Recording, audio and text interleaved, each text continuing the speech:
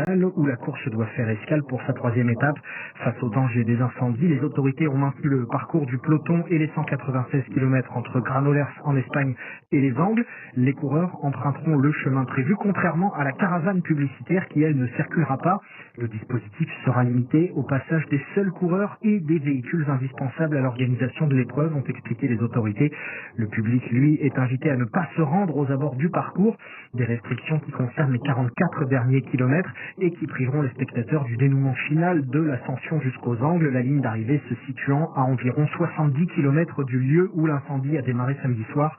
Nouvelle adaptation pour le Tour de France qui l'an passé avait déjà dû changer le cours de sa route lors de la 19e étape, à l'époque en raison de la découverte d'un foyer de dermatose nodulaire au sein d'un troupeau de bovins. Venons-en au sport. Baptiste Leduc, le football, le Brésil et la Norvège vont se disputer ce soir une place en quart de finale de la Coupe du Monde. Vinicius Junior contre Erling Haaland, il y aura du talent offensif ce soir à New York. Ce match sera la deuxième confrontation entre le Brésil et la Norvège dans une Coupe du Monde. En 1998, à Marseille, les Norvégiens avaient dominé la Seleção 2-1 en phase de poule. Ils sont d'ailleurs invaincus face aux Sud-Américains en 4 confrontations. Le sélectionneur norvégien Ståle Solbakken n'a pas manqué de le rappeler en conférence de presse. C'est pas tous les jours que l'on affronte une équipe comme le Brésil. C'est vrai que dans l'historique des rencontres entre le Brésil et la Norvège, il n'y a aucune victoire pour eux. Même s'il faut avouer qu'il n'y a pas eu tant de matchs que ça. On a même évité de vous affronter parce qu'on aime bien cette statistique. Donc on a refusé toutes les demandes de matchs amicaux du Brésil ces 20 dernières années. Mais cette fois, nous n'avons pas d'autre choix. Et nous avons une réelle chance de passer. Brésil-Norvège, la rencontre sera à suivre en direct et en intégralité sur nos antennes africaines dans 1h30 maintenant. Et puis le deuxième huitième de finale opposera le Mexique à l'Angleterre. Alors les Anglais seront en terrain hostile. Oui, puisque le match va se jouer à Mexico dans le stade Aztec, celui où les Mexicains ont régalé leurs supporters depuis le début de ce mondial. L'Angleterre n'aura pas les faveurs du public et elle devra aussi se retrouver confiance dans son jeu. Les trois Lions ont peiné pour battre la RDC au tour précédent. Cette fois-ci, la route s'élève encore un peu, au sens figuré comme au sens propre, puisque ce huitième de finale va se disputer à 2200 mètres d'altitude, une donnée à prendre en compte pour ce Mexique-Angleterre, qui commencera à 18h heure locale, minuit en temps universel. Oui, parce qu'à cette altitude-là, on est plus rapidement essoufflé. Exactement. On n'a pas l'habitude. Avant ce match, les Mexicains peuvent déjà revendiquer une victoire. C'est en cyclisme sur le Tour de France. Isaac Del Toro s'impose au terme des 168 km courus entre Tarragone et Barcelone. Le coureur mexicain de la formation UAE, 22 ans, et donc c'est le premier Tour de France, s'impose soutenu par son coéquipier et leader, Tadej Pogacar, dans les derniers mètres de l'ascension de la côte de Montjuïc. Journée compliquée en revanche pour Paul Sexas, victime d'une crevaison. Le Français a pu recoller au peloton et ne perd que 3 secondes, mais au prix de gros efforts. Honnêtement, c'est très bien, au vu des circonstances. Ça a été compliqué. Et en fait, ça a été compliqué après ma crevaison. J'ai changé 2 poids de vélo, j'ai mis beaucoup de cartouches là. Il a fallu que je rentre dans la boîte après. Heureusement, l'équipe a fait un très beau boulot. Et j'ai réussi à me retrouver dans la première position.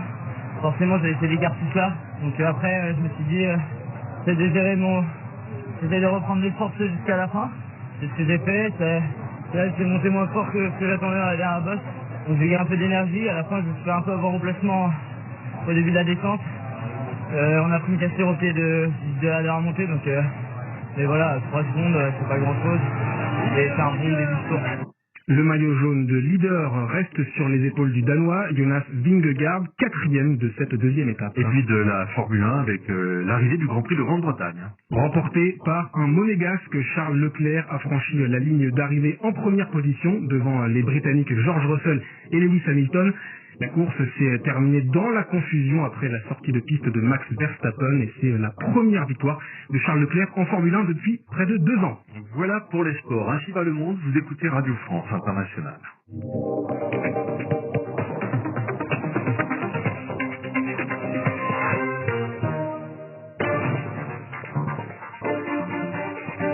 Il n'y a aujourd'hui ni tournant, ni changement de cap ou de politique. Ce résultat est historique. Je suis la candidate du peuple. Cette marche citoyenne, cette insurrection Philippe Le Caplin. Le décryptage de la vie politique en France est maintenant sur RFI. C'est avec nos deux experts. Bonsoir Stéphane Fournier. Bonsoir. Vous êtes directeur des études de l'Institut de sondage Cluster 17. Également avec nous dans le studio 31, Stéphane Vernet. Bonsoir. Bonsoir. Vous êtes rédacteur en chef délégué du journal Ouest France. Ce dimanche était important pour Édouard Philippe, l'ancien Premier ministre qui se verrait bien président, donner son premier meeting de campagne à l'Adidas Arena, la salle parisienne de compétition sportive.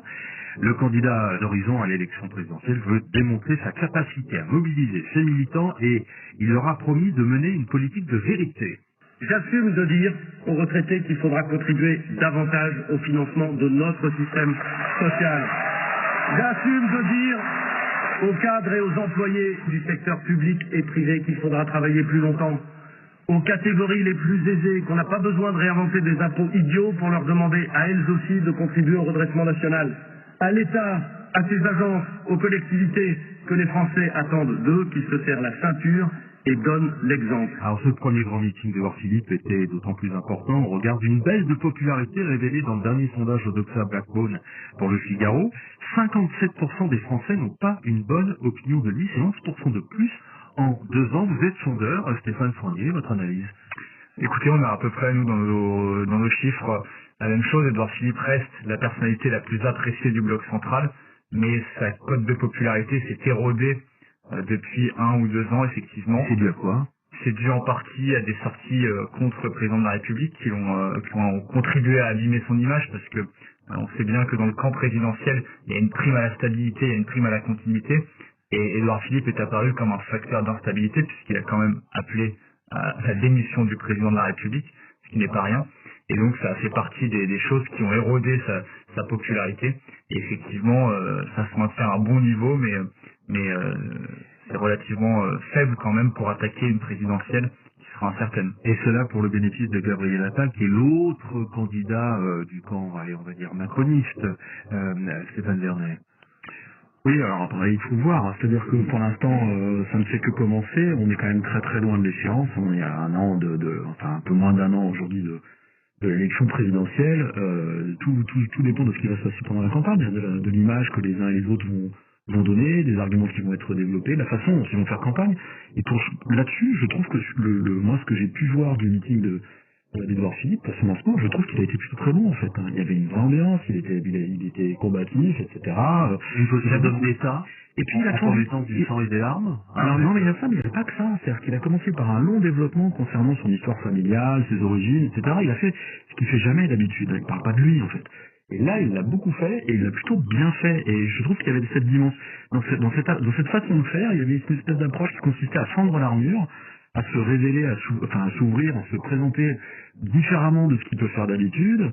Son gimmick, c'est de dire on peut faire les choses sérieusement sans se prendre au sérieux, mais en fait, je trouve qu'il s'est pas mal livré. Et par rapport à la problématique de sa cote de popularité qui est faible au moment où on parle, je me dis que quelque part, c'est aussi un choix stratégique de se livrer. Enfin, je trouve qu'il a, dans le contenu, et en tout cas dans la forme, il est pas sur le même registre que ses concurrents. En fait, j'ai assisté à d'autres meetings et je trouve qu'elle a un ton différent.